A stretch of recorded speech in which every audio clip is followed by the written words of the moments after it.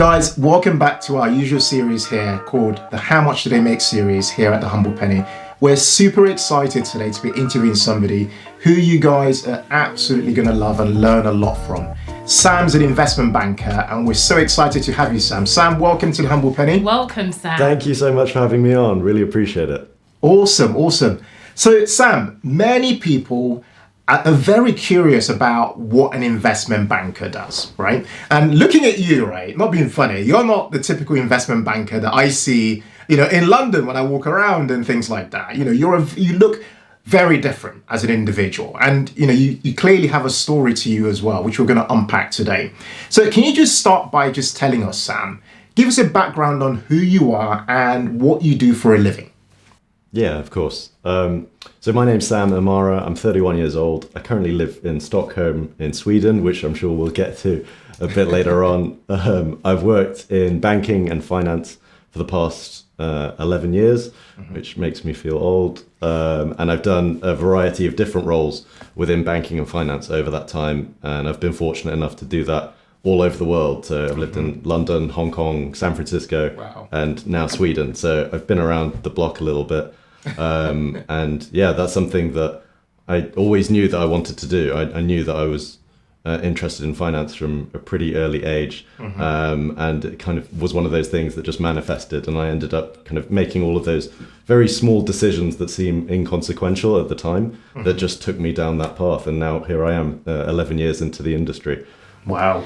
Amazing. So you've touched on it briefly, but tell us, how exactly did you get into becoming an investment banker? What is your journey and what was your career path so far? Yeah, of course. Well, my journey, I think, started actually when I had the kind of light bulb moment of what I wanted to do when I grow up, when I was around 11 years old. And it was a really, really terribly made decision at the time, but it's worked out okay, I think. So I saw a movie at the time called Boiler Room.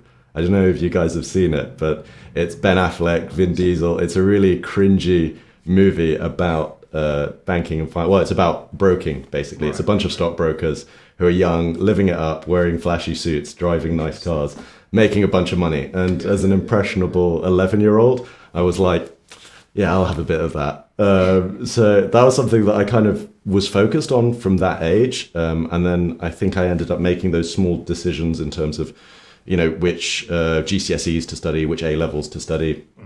They were all kind of oriented towards business studies, finance, economics, that kind of thing. Yeah, and then I went to university in London. I went to a uni called Cass Business School, which is quite specialised. No way. Did you go there as well? Yeah. I went to City University, which had Cass as the business school. Yeah. So I did a degree which has a very cumbersome name called Investment and Financial Risk Management, and that was obviously super specialised for bachelors. But it's because I knew that I was very interested in going into finance or financial markets in particular. So sales, trading, that kind of thing. So I chose to do that degree, which was actually a lot more interesting and enjoyable than the name would suggest. Wow. But I started that in 2007. So doing a 3-year degree in finance starting in 2007. I don't need to tell you guys that the global financial crisis happened a year into my bachelor's and kind of was decimating the industry. So I think I was asking myself, have I made a really stupid choice here? And put all of my eggs in one basket by doing a specialized, finance degree during probably the worst time in recent history to go into that industry. Obviously, things recovered a bit over that time. In 2009, which was my second year of university, I did an internship at Merrill Lynch, which is a large American investment bank. It's now part of Bank of America. It got taken over around that time. And that was really, at the time, I didn't recognize it, but with a bit of experience, I realized how pivotal that moment was. And I'm not sure that if I hadn't got that foot in the door, I'm not sure if I would even be in the industry right now. So, sometimes I think it comes down to these really tiny moments in life that can really, they just change your trajectory by only a couple of degrees at the time. But just like a ship going through the ocean, it could end up in a completely different place down the line. And I think, there were a couple of things that probably helped me get that foot in the door and really get that opportunity. Yeah. One, weirdly enough, was just being a bit lazy in terms of going to university. So everybody else was in lectures and following up with their coursework and things like that. And I was just hanging out with my friends, and I realized that internships had just opened. So while everybody else was at lectures, on the first day that all of the internship applications opened, I was applying everywhere, basically. And I think getting in early did help my chances a little bit. That's so fascinating. That's so fascinating, because I did want to ask you, why do you think you got into Merrill Lynch? Because I wasn't going to ask you this, but I think it's very important for our audience to kind of understand. Why do you think you got in to have that internship at such a well-renowned institution as Merrill Lynch? I don't think I did anything particularly special other than be probably one of the first people out of the starting blocks in terms of applying. So I'm not sure I did anything particularly unique at that point other than try and maximize the odds by applying to as many places as possible. I come from pretty simple background. We're on the humble penny. I'd like to think I come from humble beginnings. And I didn't own a suit at the time, so I had to, go out and buy one. I think I can't remember where I bought the suit. Or borrow one. It was really just it was a horrible rag. It was disposable. You wouldn't want to be seen in that. When I got there, I think I was absolutely stunned at the level of competition. And that was an environment that, Cass Business School, it's a pretty good university. There's a lot of really intelligent people who are there who come from excellent backgrounds. But I think going to this assessment center was kind of my first step into a totally different world, to be honest, where, you're all just congregating in the reception area before they call you in to start the day. And, you're just chit-chatting with everyone, trying to shake off the nerves. And you're just like, oh, okay, where are you from? And there's people who, this is their 4th or 5th internship, or they've been in industry for a couple of years.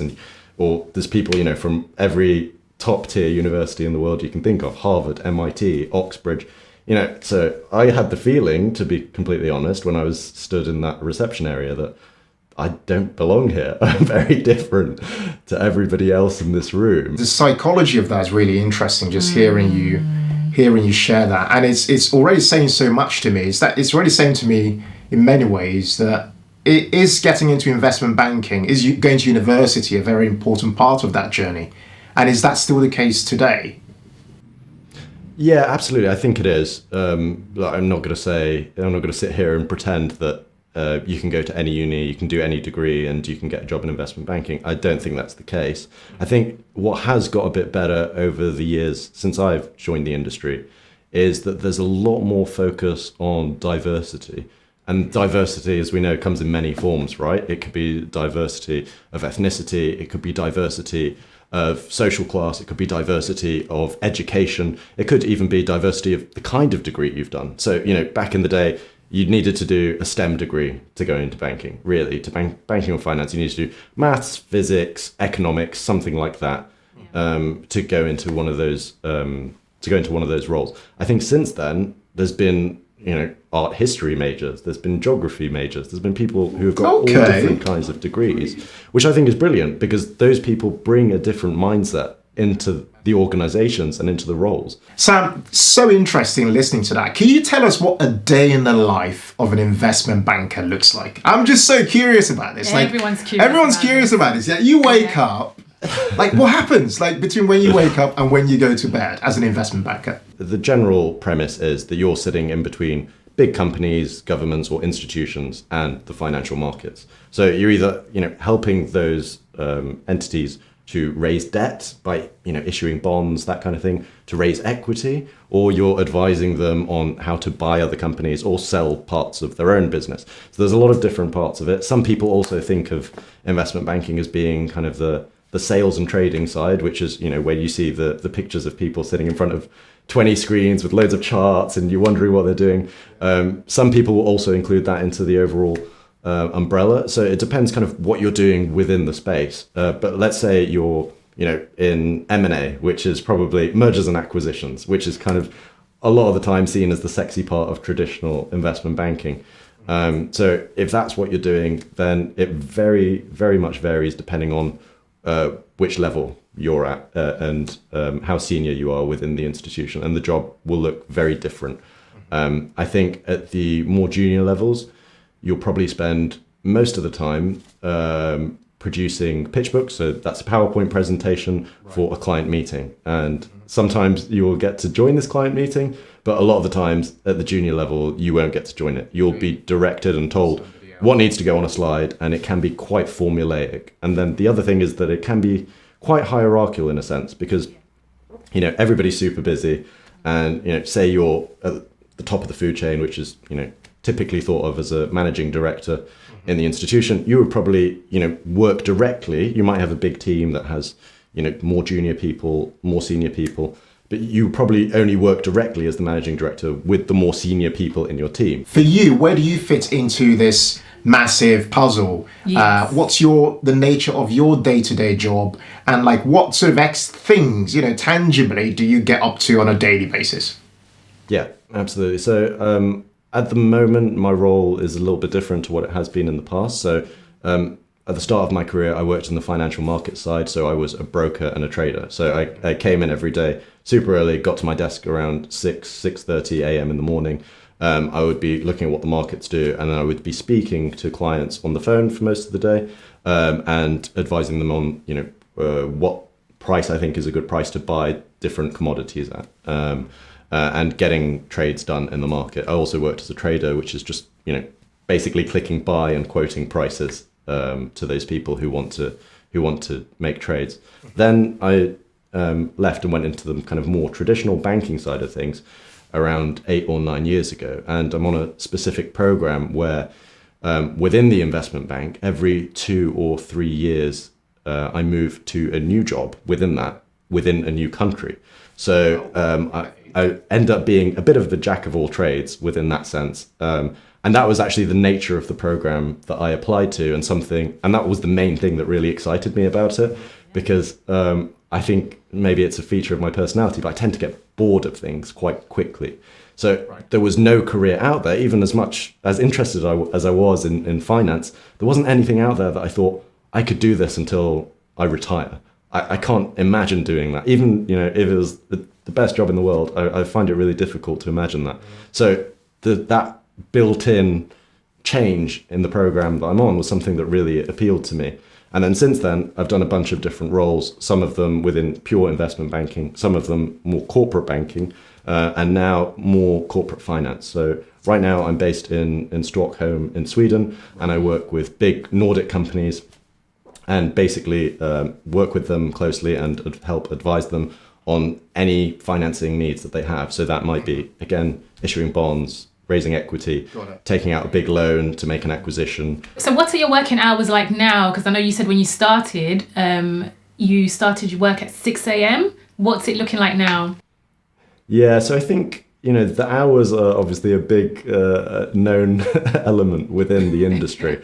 They're pretty long. There's no getting around it. I think earlier in my career, you know, I could get to the office, you know, the market side where you're doing sales and trading, you typically start really early, so that's 6:30, and you finish quite early being 6:30, so it's a 12-hour day. But is that early? a bit. That is really early in banking terms. Oh my gosh. Okay. Wow. And then, you know, I think, you know, on the more traditional banking side, I think at the start of your career, you're probably coming in a lot later because it's not bound by market hours. So the reason that you get in really early, you're in that side because you want to be prepared, you want to know what's going on, you want to have read up on the news before the market opens, so you know what's going on.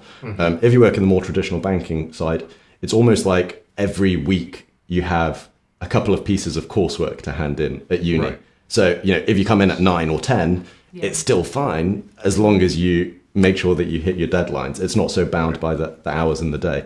Okay. So at the start of my career, I would say I was probably doing 9 until 9 would be probably a good day, 12 hours. And then it could be 9 till midnight. It could be 9 till 1 or 2, depending on what was going on and what the needs were. Yeah, so it was pretty crazy. And how many days a week is that you're working those hours? I would say I was one of the fortunate ones, just in terms of the teams that I worked in, where I didn't do a huge amount of work over the weekends. So I'd say maybe one weekend a month I would be doing half day, both days kind of thing. So Sam, what are the top 3 things or habits that make you a success at what you do? Yeah, I think there's a few, and I'm not perfect by any means. So we've all got our flaws, but I think some of the things that have helped me over the years to progress in the industry are probably work ethic. Goes without saying that work ethic is super important when you're working those kinds of hours, and that you need to be really disciplined. And I kind of come from a martial arts background when I was young, and I think that really helped instill quite a lot of discipline in me, where you might be waking up at 5 a.m. and you're tired and you're groggy and you don't feel like going to the office, but you still need to go and get it done. That's not every day, of course, but some days are like that, and you need to make sure that your performance is just as good on those days as it is on the days that you feel full of energy. So I think, work ethic and discipline is really important. I think attention to detail is extremely important because, and I've learned this more and more as I've kind of progressed within the institution, and I start to look at things not just from the perspective as an employee, somebody who reports to someone, but also as somebody who manages people as well. Just at this point to this video, I just wanted to say, if you're really enjoying today's video, guys, don't forget to hit the like button. That just helps this video get promoted. This sort of information needs to be seen by so many people. Don't forget to subscribe as well to this channel. At this moment, we also want to point out that Sam runs his own YouTube channel as well. It's by his name, Sam Emara. So definitely we'll put the links below. We'll put it up on the screen as well. Head over there, check him out, show some love. Do make sure you subscribe to Sam's channel because he just shares some pretty amazing things based on his life journeys from a financial perspective as well. Show some love, guys. So what do you love about what you do as an investment banker, Sam? Yeah, I think it comes down to 2 things, probably, for me personally. One is the intellectual stimulation that you get from the job. Now, I'll be honest, it's not rocket science. Once you get in there and you learn the ropes, I know, as an outsider looking in, it can seem like it's crazily complicated and extremely technically difficult. And there are some jobs within the field that are like that.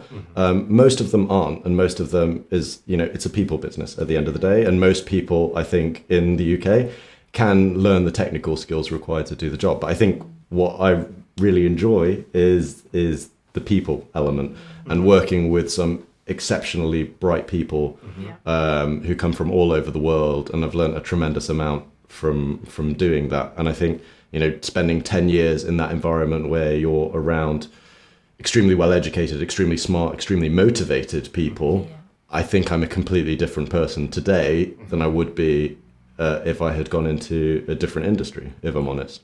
So I think that has been hugely fun, to be honest. Made some great friends along the way, and developmental for me. And I think the other thing, which is kind of more the financially rewarding part, is that there is a feedback loop in terms of your performance. There is a correlation between what you put into it and what you get out of it in terms of compensation. And I think for me, that was a huge part of whatever job I wanted to do. We're going to be talking about money, Sam. Don't worry. We're going to get to that. I am worried. We're going to get to money in a bit. So what do you find to be the most challenging aspect of what you do in your role? Yeah, I think this is probably an easy one, to be honest. I think it's the work-life balance for me, and I think it is for most people as well. The hours are very long, especially at the junior level, and I think even at the senior level, there used to be this idea of banking, and it was actually a true idea, I would say, a few years ago. Maybe if you go back a dozen years or more, that once you get senior, then you're just going out and you're playing golf with clients and you're knocking off at 3 o'clock. It's not the case. It's not the case. It's not the case anymore. I think there are plenty of managing directors who are very senior who work extremely long hours and have extremely demanding schedules. A role that I did when I was based in London required a lot of flying. So it's one of those things that sounds really glamorous. I think that you're traveling and you're going to different countries and different places. The reality is it's nice if you do it once a month or something like that. But there's a lot of people in the industry who do it, many times a week. 2018, I think it was for me. It was a year where I took, I don't know the exact number, but well over 200 flights that year. Well over 200 flights. I was flying, I was probably doing 3 or 4 trips a week. And that's, flying from London somewhere in Europe, doing a full day of client meetings, flying back. And, you know, that day, you're asking what the average day looks like. Those days looked like waking up at 3 a.m., trying to have a coffee to wake myself up, making my way to Heathrow Airport, getting on a flight at 5:30 or 6, getting to a city somewhere in Europe, doing meetings all day, being in taxis all day between it, and then coming back home at the end of the night. By the time you walk back in through your door, it's maybe 11 p.m. or midnight, and then you might be doing the same to a different place the following day. Does this mean then that you don't have a lot of women in investment banking? And secondly, a lot of people who actually have healthy families. I'm just curious about that. Yeah. Just give us some color on those 2 points, please, Sam. Yeah, absolutely. I think the women in banking has definitely improved over the last few years, but I think that's only really at the junior level or the more junior level, and then you see a big drop off once you get to the senior level. So I think at the junior level, if you look at the average graduate class these days, it's probably 50-50 male female. There's a lot fewer senior women in institutions, which is something banks are trying to change, to be fair, and they're trying to be more accommodating towards maternity leave policies and things like that. So it is improving, but structurally there is still a huge divide between the amount of senior men and senior women within basically all banks. Yeah, and I bet the same applies to money as well, which we're going to talk about now. I wanted to ask you, and many people will be waiting for this part of this video. So with all this stuff you're doing, you've worked obviously very hard to get to where you are. You're clearly smart to be doing the type of job you're doing. To give our audience some color on how much you actually make as an investment banker at your level per month. Just give us an idea, Sam. Yeah, so I'm a director.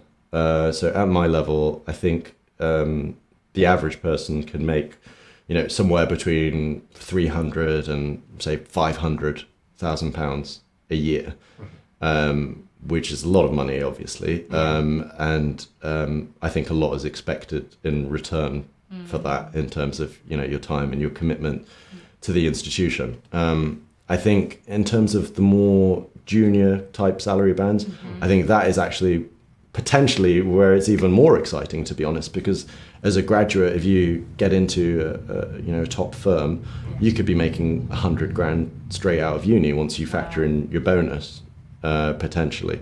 And that's clearly a huge amount of money for somebody who's just coming out of university.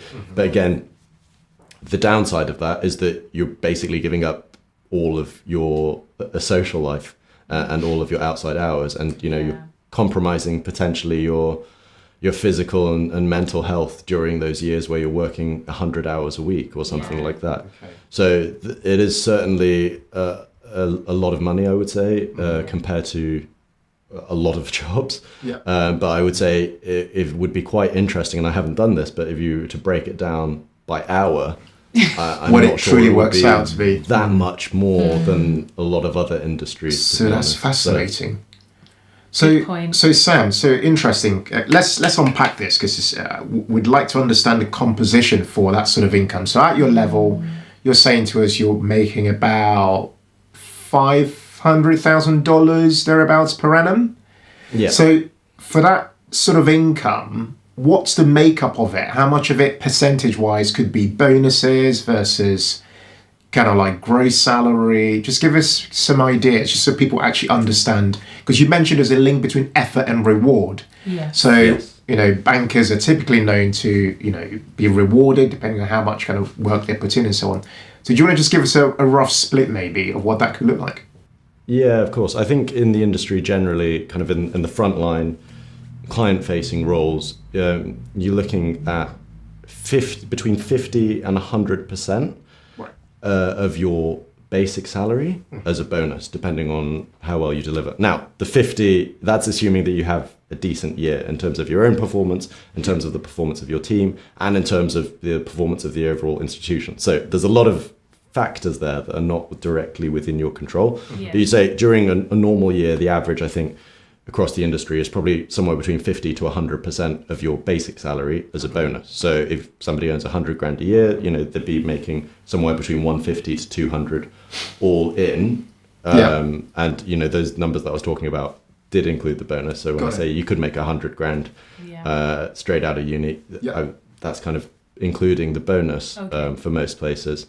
So that's kind of how it breaks down. And then I think once you get to the more senior levels, so we're talking managing director type level here, then I think your bonus starts to become a bigger and bigger part of your overall compensation. So it can be a multiple of your compensation, although I think it's a little bit more rare nowadays than it was 10 years ago because of different regulations and things like that.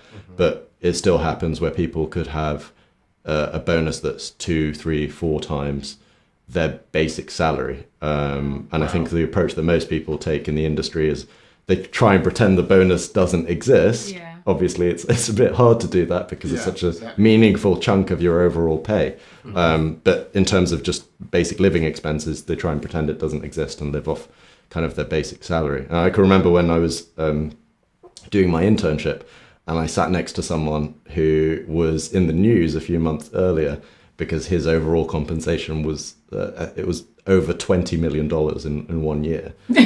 So wow.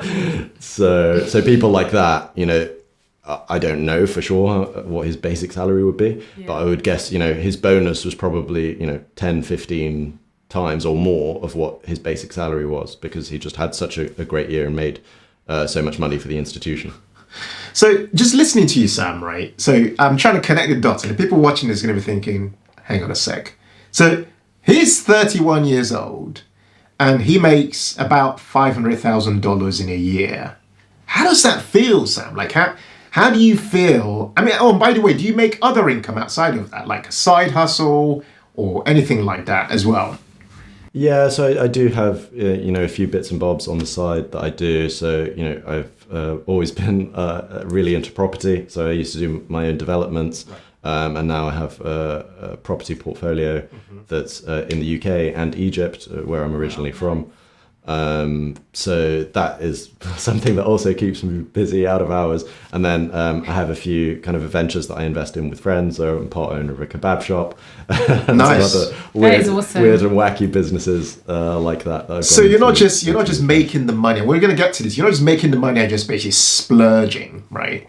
It sounds to us that you're actually quite a wise individual in that you're putting your money into investments. Because by the sounds of it, people who work in investment banking, correct me if I'm wrong, don't tend to work in those jobs as jobs for life, right? Yeah. There must be a kind of a lifetime, an average kind of lifetime that people tend to have in investment banks, and then they possibly move on to other things. Is that the case or not? Yeah, I think it kind of is a young person's game in terms of the hours and the amount of energy it needs, right? And then obviously once you have a family, it gets more and more difficult to keep spinning all of those different plates at the same time.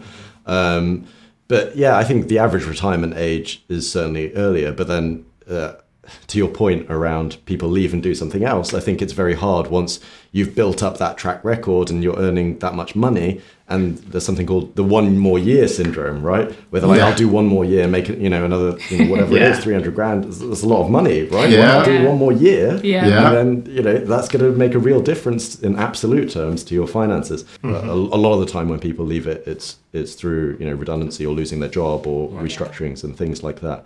So I would say that. But in terms of, my own spending, I would say that I'm a pretty simple person, to be honest, in terms of what I enjoy. There are some things that I probably spend a bit lavishly on, and some things, most things, I don't really spend that much money on at all. So to answer your question about, how does it feel being 31 and making $500,000 roughly a year? Probably not that different, to be honest, how I felt, making $50,000 a year. Really? Totally honest. Wow, that's so interesting. I think there are obviously elements that are different, and I think the main one is the feeling of financial independence. There are plenty of people in the industry who enjoy spending their money on really flashy cars and designer clothes and Gucci belts and all that kind of stuff. And I feel that's all part of the lifestyle inflation point, because you're in that environment all the time and it's seen as very normal. So it can be hard not to get dragged in. But for me personally, in terms of how I feel, I'm still the same person, to be honest. I still have the same friends that I went to school with.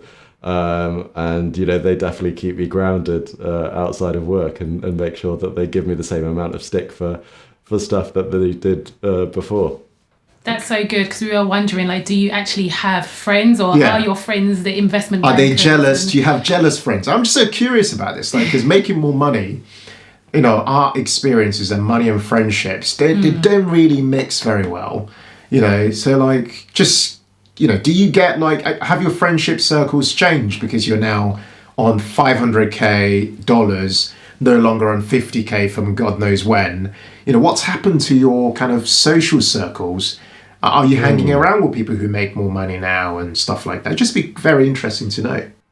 Yeah, I think it's a super interesting point. I think social circles generally in the industry is something that is one of those plates that's difficult to keep spinning, right? You need to put time and energy to maintain any relationships. And I think you don't have that much time and energy when you're in your 20s in this industry. So the number of friendships that you have is probably quite limited. You probably get a lot of your social interaction through the office because, you're there 12 hours a day. Yeah, so it's important that you get along with people in that sense. But for me personally, my social circle hasn't changed very much at all. My closest friends outside of work are probably the people that I went to school with and a couple of friends from uni, and not that many that I've picked up since I've been in the industry. And then, I spend the vast majority of time with my fiancée, Olivia. And outside that's amazing. Of that, you have a fiancée. It's so good to know.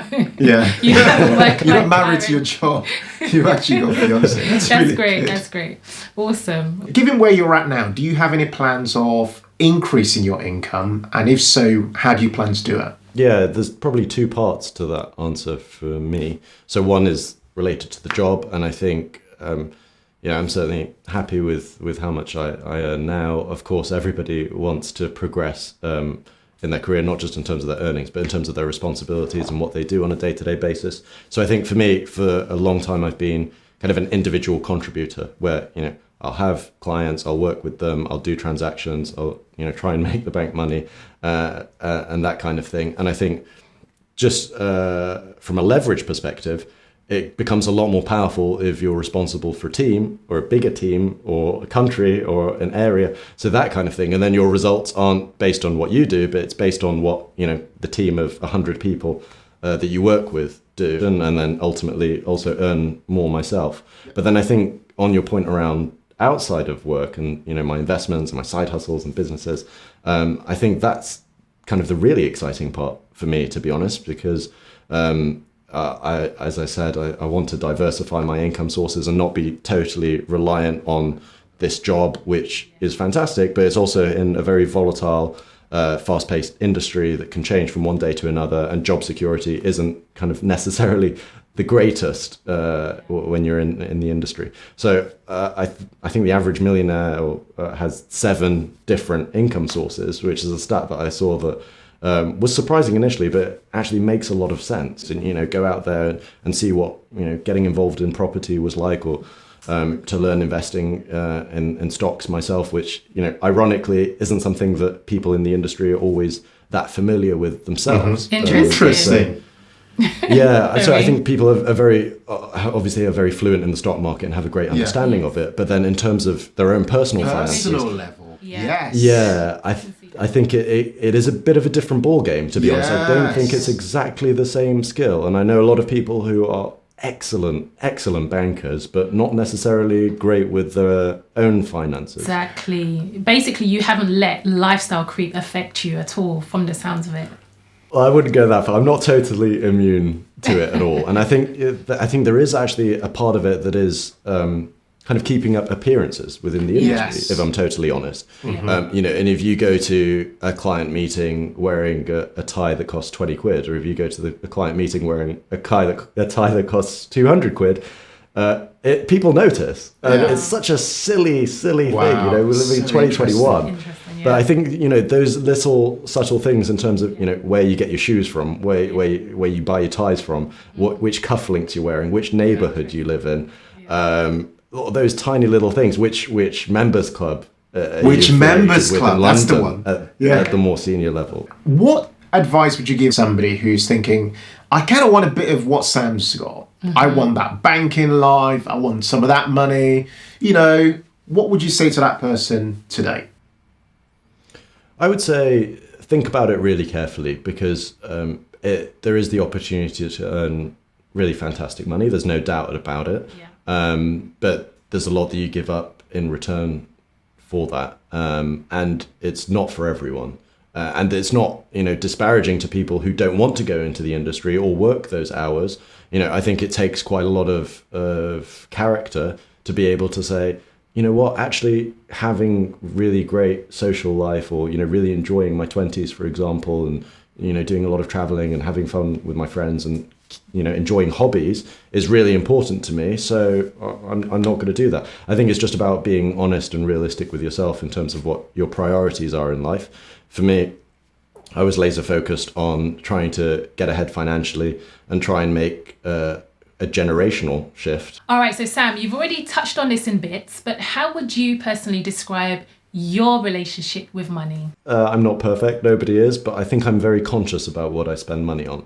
So I think that when people think of personal finance, a lot of the time it's very easy to get caught up in the mindset of the more I save, the better. And, to a large extent, that is true. But I think spending money isn't this evil thing that should be demonized. And I think, at the end of the day, when you really break it down at its core, what is money? It's just a medium of exchange for things that are important to you. Yeah. And, once we've all got past the basics of, having somewhere to live, having food, having water, healthcare, for example, if you live in a country which doesn't provide it for free. Once you've got past those basics, the money is there in order to provide for your retirement when you're not earning an income. And then the rest of it is kind of like experience points. It's about what you want to use those experiences points for in order to build a life that you enjoy. And for some people, they don't need a lot of experience points. Some people are equally happy, watching a football game on TV as they are, going and flying to the game in a helicopter and watching it in the box. I've never owned a car. Interesting. 31 years old, I've never owned a car in my life, which I think some people find surprising, given that, I could afford to buy one, and it's kind of a luxury item that a lot of people like to get early on. But you haven't needed one. You haven't needed one. I haven't needed one. Yeah. And to me, when I objectively thought about it, would I derive any extra happiness? If I was living in London and getting on the tube and going to work every day, and I had a car just sitting there that I was paying, tax on, I was paying for MOTs every year, I was paying for petrol, I was paying for parking, and I was taking it out maybe once a week. Yeah. I don't think that would have any impact on my happiness. So I think my relationship with money is all right. I think it's very, very focused on spending on things which make me happy. Excellent. That's huge. So what would you say, you touched on your kind of Egyptian heritage, touched on your parents. What would you say you learned from your parents about money growing up? Yeah, I think this is a really interesting question. I think the main thing that I learned was probably that you need to put something in order to get something out. So my parents were quite strict in terms of not giving me a pocket money for nothing. I needed to always do chores, whether it was mowing the lawn, washing the car, doing things like that. Yeah. And, I'd make £5 here, I'd make £5 there. And, obviously I would get, a small gift when birthdays came around, for example. But other than that, everything was kind of needed to be a tit for tat kind of exchange. And I needed to put some work in order to get a reward out of it. So I think that was a big part of it where, you can have whatever you want, but you just need to be willing to put in the work. And I think that's also kind of a truism for life in general. And then I think the other element that I really learned from them was just saving money. I don't think, my parents, to be honest, were not particularly great investors in terms of, being really interested in the stock market and everything like that. I think in Egypt, it's the level of education on personal finance in particular isn't as great. And then it's also an extremely different market in terms of, the tools and investment choices that people have on a day-to-day basis as well. So I think it was more just about saving money and always, living below your means. Can you think of a specific money mistake or regret growing up, and what have you learned from it? Yeah, so I think this one, there is one that springs to mind, and this is kind of coming back to the point around consciously spending on things that make me happy. So I think the thing that I wish I spent more money on was experiences and traveling when I was in my early 20s, because although I was very busy with work, I still did get time off, and sometimes I would look at a holiday or a vacation, or even an outing with friends or something like that, and I would think, that's going to cost me £1,000. I don't really want to spend that money, and I would shy away from it, and I would be frugal, not to a fault, but in hindsight, I think with the trajectory of income that I've had, it's very easy now, with the benefit of hindsight, to look back and say the amount of money that I saved by foregoing those experiences is really immaterial to me at this point in my life, and I wish that I had obtained those experiences.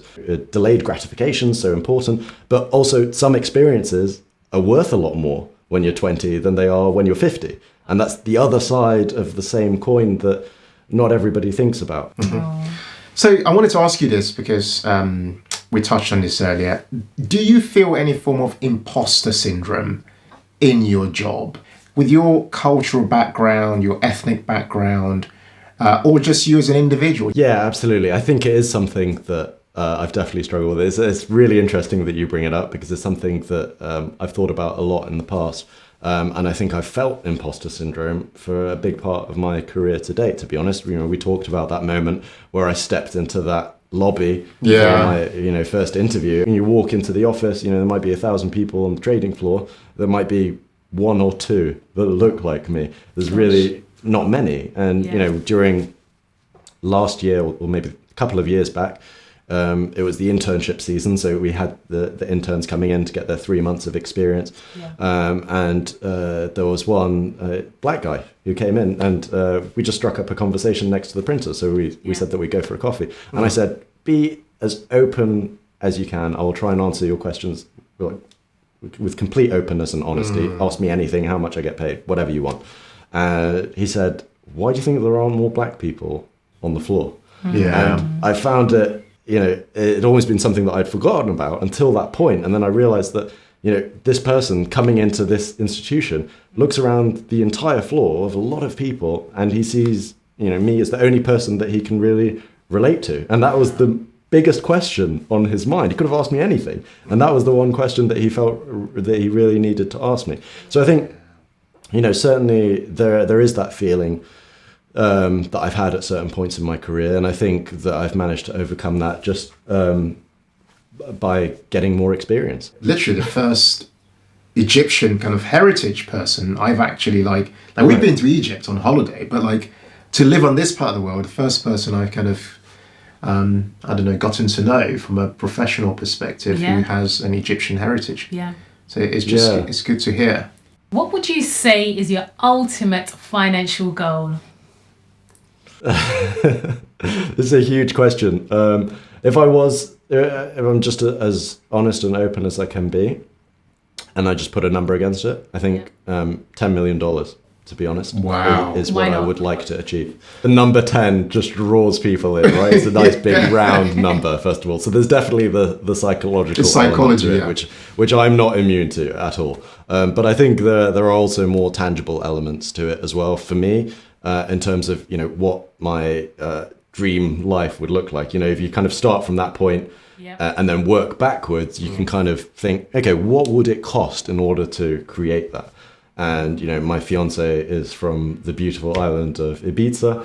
And that's somewhere that we would love to own a property and spend most of our time. One day, property is extremely expensive there, so you're looking at a few $1 million in order to be able to pull that off. And then we would also like that not be our only home. So we would like to have 2 homes, ideally. So once you factor in both of those costs, you're already at the 5-6 million mark, and then the rest of it is kind of what you need in order to sustain a life that you would really enjoy. Sam, thank you so much for joining us for this incredible interview, really. You've been so generous with your time and sharing a lot of your wisdom. I just want to remind everybody that Sam has a YouTube channel by the same name. Again, we'll put details linked below and on the screen for you guys to head over. Check Sam out, be kind, subscribe, because he clearly knows what he's talking about. So do make sure you check out his channel and join him on the journey of creating content. Totally. You have been brilliant, Sam. Thank you so much again, like Ken said. We'll put links below to other interviews we've done on this How Much Do They Make series. You should check it out because honestly, the information shared, the wisdom shared has just been absolutely mind-blowing. Oh, yes. All right, guys. Thanks again for watching today's video. And as ever, in all things, be thankful and seek joy. Take care. Take care. Bye.